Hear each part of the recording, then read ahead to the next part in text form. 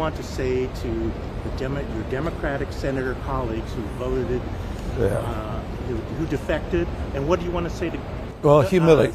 Senator Schumer? I mean, well, I will say no. The climate in D.C. is, it's pretty chilling. Try to connect a little use of vernacular around here at COP30. Look, I'm not. There's some humility and grace. I'm not coming in to punch anybody in the face, but I'm not pleased that in the face of this invasive species that is Donald Trump, who's completely changed the rules of the game, that we're still playing by the old rules of the game. And in my core, I'm just I'm stunned.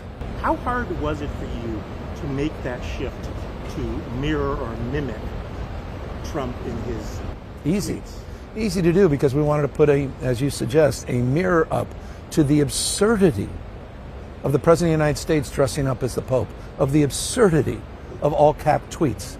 9-10-year-olds wouldn't be allowed to conduct themselves with this behavior.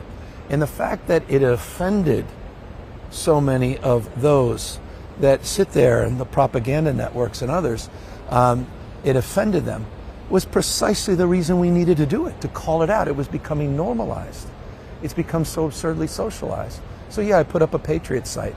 I put up a Patriot site that included signature series knee pads for the law firms, for the universities, for the media outlets, for corporate leaders.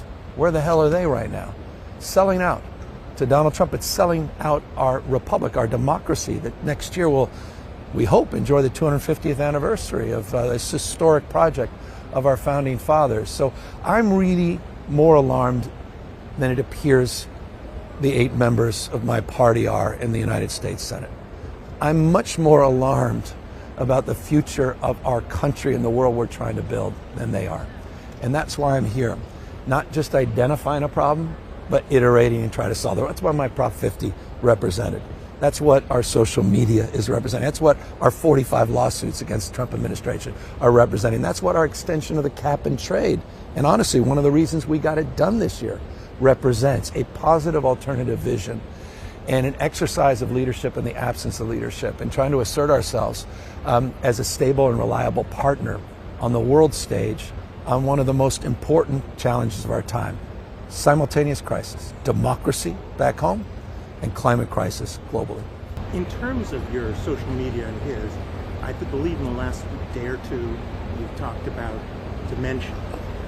Are you suggesting a 25th Amendment situation? No, I'm not. And I'm not. Look, I just find the hyperbolic nature of Trump and those his acolytes about Sleepy Joe. And here's the President of the United States falling asleep at the Resolute desk. He's clearly not the same Trump. And I don't say that lightly. I say that with intimate appreciation. I mean, spent 90 minutes with him in the Oval Office a few months ago, and phone calls, and I worked with him in his first administration. He's a different person.